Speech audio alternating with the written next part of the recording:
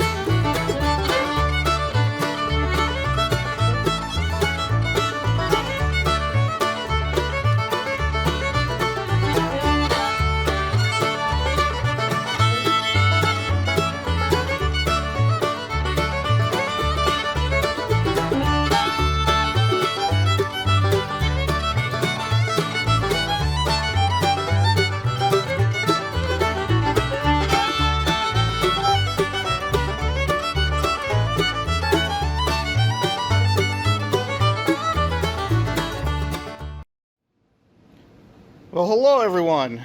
Today I need to catch you guys up on what I've been up to. I had a little issue. This battery that was in my phone that I've been using to record kind of got a little bloated. So I didn't have a camera, or at least only had one camera, and it was kind of difficult to follow along. So I ended up having to buy a new battery, and so while I was waiting for that battery to show up, I was working on a few things. Last video I took that brake out and apart. Now I also came in and got these two drums off, that one and that one, and to let you guys know kind of how I did it, because these have tapered bearings, a little different than some of those, or most of the newer cars. I had to use that wheel puller. So where did I find that thing? Well, I got that thing. You see that box underneath the bench? I was at a estate sale, and there was a whole box of pullers in there. And when I was working on the the harmonic balancer, trying to get that pulled off, I thought maybe there'd be a puller in there to be able to get the harmonic balancer off, which there wasn't. But there was in there was this wheel puller, and that wheel puller worked out really great. So I took that and I hooked it up to 3 of the lugs on that drum, on both of these back drums. Took my impact and whacked away at it as long as it would, as hard as I could on it. And then I took my 3-pound hammer, which brings me to another point. Got a new storage cabinet over here. Went to the back row beauties of Tahome Depoe, and I needed a place to start storing some of all these tools that I got. And in there is my 3-pound hammer that I just whacked really hard on the drum, and all of a sudden, wow, it just popped loose. It was like so amazing. So if you guys are wondering how to get these drums off, get one of those pullers. And then when you got that puller, just whack away, twist away on it, get a lot of tension on it, and then hit it really hard with the hammer. I mean, one good whack with the hammer, and after I put enough tension on it, it popped right loose. So that was one cool thing that I got. And another thing that I found was a nice 46-inch TV. that So I got that, and I thought, okay, that would be nice to have in the shop, and be able to view videos from across the room while I'm working on things to try to figure it out. So that kind of brings you up to date on what I've been working on since my last video, and now that I got a battery back on this phone, that catches you up. Okay, talk to you in a bit. Okay, so I called this a back row beauty over at Tahome Depoe, and well, the reason why was when I bought this thing, this lid was so bent out of shape that it hung over the lip of the edge of this cabinet, and there's no way that it would lock. That edge there was way out here, and it was all bent out of shape. So what I did to get that straightened back out was I took one of these ratchet straps and I looped it around the back of the cabinet, up around the lid, and I just tightened it up until it tweaked itself, and to the point now that it lines up. So these two things, now I can lock this cabinet up. There is a little tweak over here, but not a sponsor. But when you got to get a few bucks off one way or another, you go to the you go there and you find it, and you can talk them down a little bit because there's damage to it, scratch and dent sale. And then you were wondering about the 3-pound hammer. I whacked it with this bad boy here. The drum. So, but now I have a lot more space. I don't know if you remember in your previous videos, a lot of that stuff was just stacked up on top of that cabinet and nothing would fit in it. It was like stuff was just laying around and all over the top of it. So now at least I have room that I can close everything up. I even got a couple empty drawers, which is kind of cool. So now I got room for more stuff. So that's been what I've been working on. So talk to you guys in a bit. Okay, there's been a lot of discussion online about which brake shoe goes to the front and where do you place them, which is which.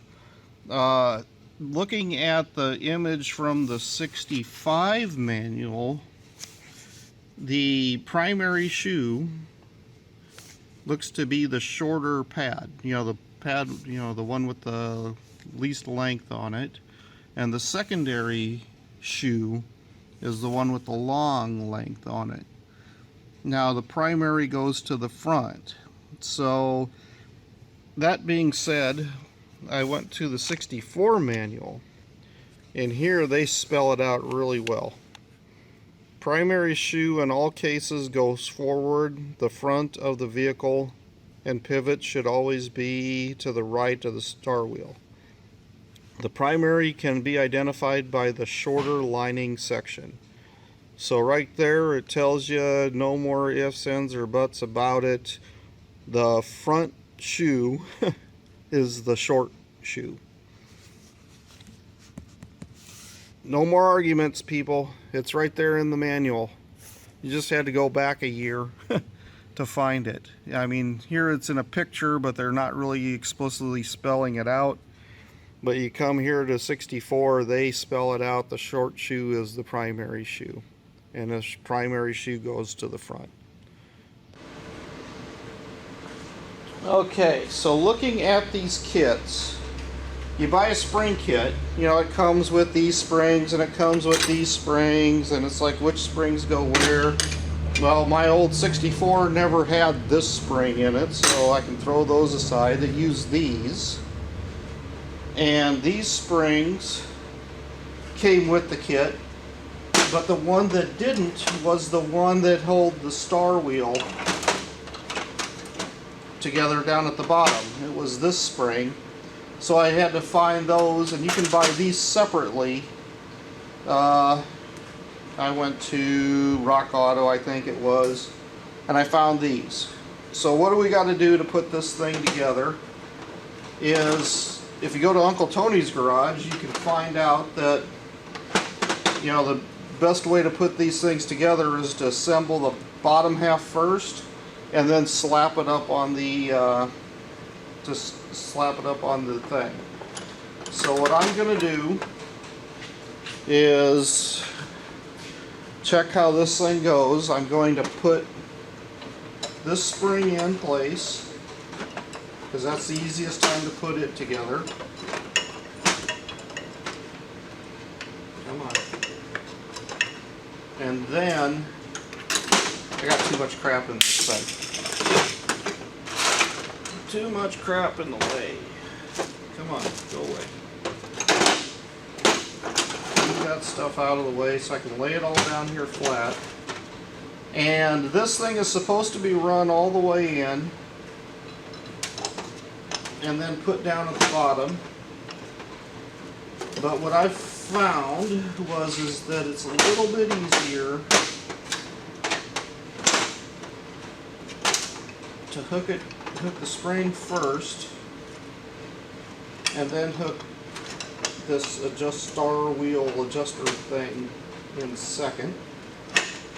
And then I overlap the two of these and kind of clip it together, and then voila, this is all held together. Okay, so then the next thing is to put it up there on the wheel. So I'm going to move you guys to where you should be able to see what I'm doing. If I come over to about there, and I'm going to turn the other camera on.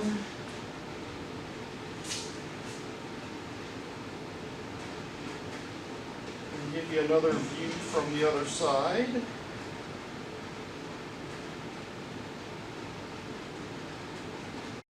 Okay, so now I'm going to put this all up in here as one big assembly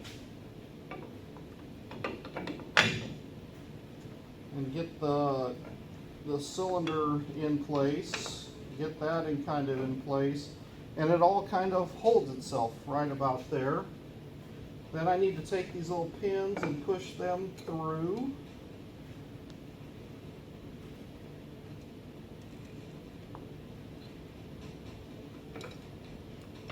Come on, get in there.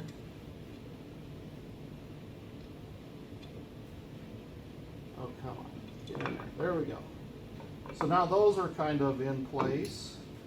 Now I want to put in the retaining spring, which is this thing with this little cap deal. And I'll use a pair of pliers. Again, thanks Uncle Tony. That definitely, I think, will work better. Now just hold on to this spring, come in here, and drop it. Come on. Let's try that again. Now I'll drop that. Oh, come on. Can't pick it up with the gloves on.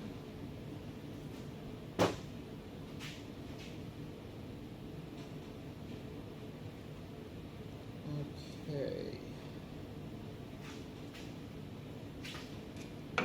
Try to find where it lines up.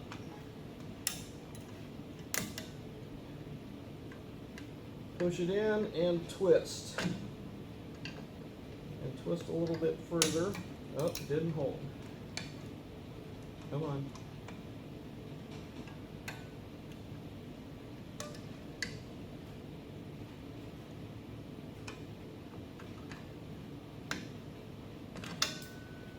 There, that one's held on. Now we'll repeat on the other side.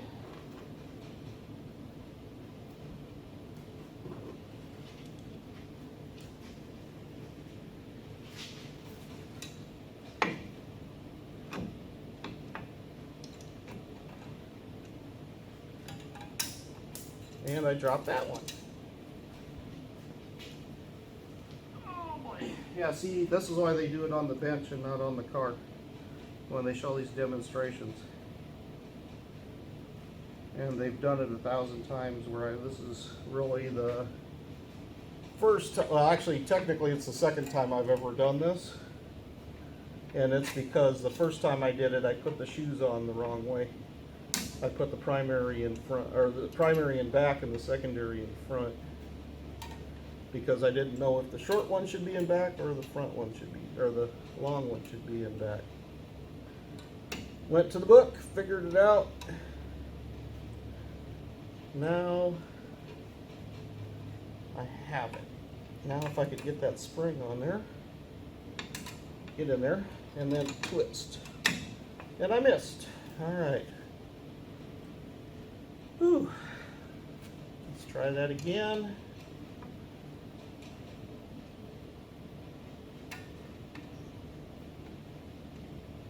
Get in there. And now it fell apart, not holding on to the whole thing.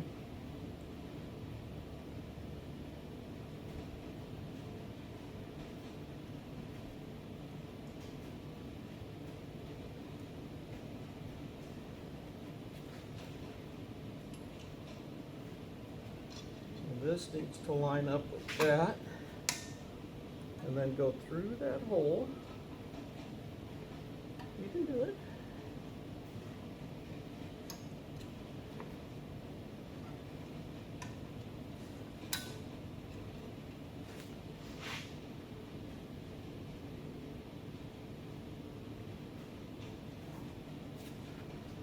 This little thing keeps spinning on me.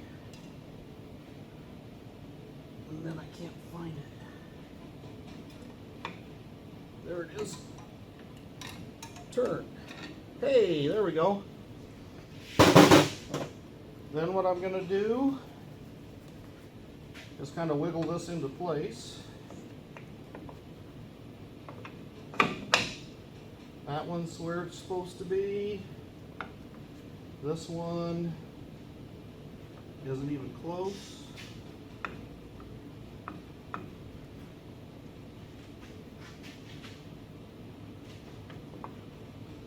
I think that'll come together more when I bring it forward or put the spring on it. So then I put that thing in place.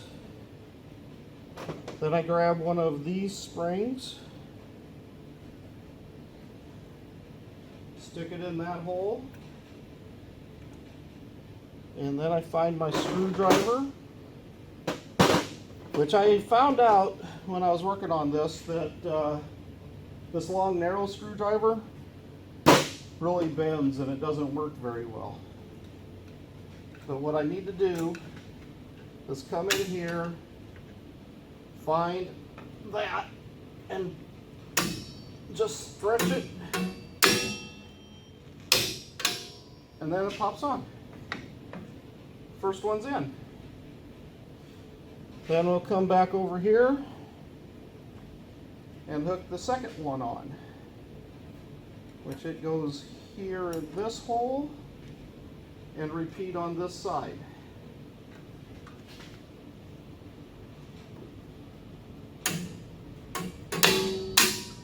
Kapow!